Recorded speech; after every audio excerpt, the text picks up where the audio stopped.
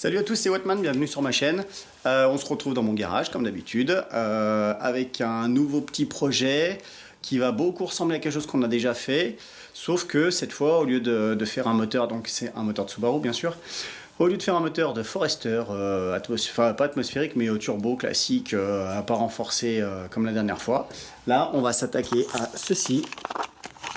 Donc ça c'est un moteur de STI. C'est un T20C, je ne sais pas si on peut voir là. Hop, on va essayer de faire un petit peu le point. Voilà, donc c'est un moteur T20, donc c'est un bloc STI. Voilà, on voit mieux ici. C'est un bloc STI qui vient du Japon, et donc je suis en train de refaire ça pour mon pote Thomas. Salut Thomas. Le but du jeu, c'est de l'ouvrir complètement. Donc là, on a vu, hein, je viens d'enlever la distribution.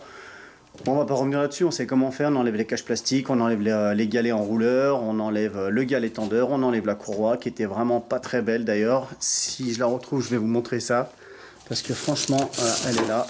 Je sais pas si vous arrivez à voir. C'est quand même, regarde. Hop, j'avais le doigt pas au bon endroit. Voilà, c'est quand même pas terrible. Donc sachant que c'est un moteur qui vient du Japon, on voit qu'elle a bien frotté, même je le sens avec le doigt. Et en fait, c'est toujours le même motif, c'est toujours le même problème.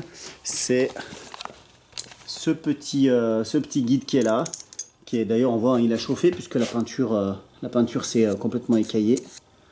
Je sais pas si ça rend à la caméra, parce qu'en fait, c'est oblong ici.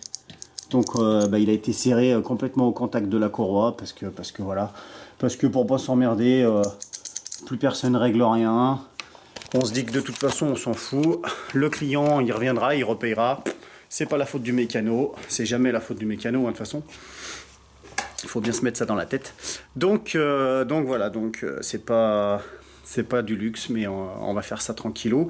Donc là je vais sortir les culasses, donc toujours pareil, dans l'ordre de desserrage, je vais vous le mettre en incrustation d'écran. On défait les vis de culasse toujours dans le même ordre. En même temps, j'en profite pour prendre des petites photos parce que je me fais des dossiers perso pour des tutos qui peuvent me servir et qui me serviront peut-être plus tard, même très certainement plus tard. Je ne peux pas en parler pour le moment, je vous expliquerai tout ça le moment venu. Donc voilà, donc c'est pour ça que peut-être sur la caméra on va me voir prendre mon portable assez souvent pour faire des photos.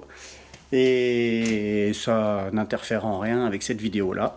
On va attaquer tout de suite, c'est parti!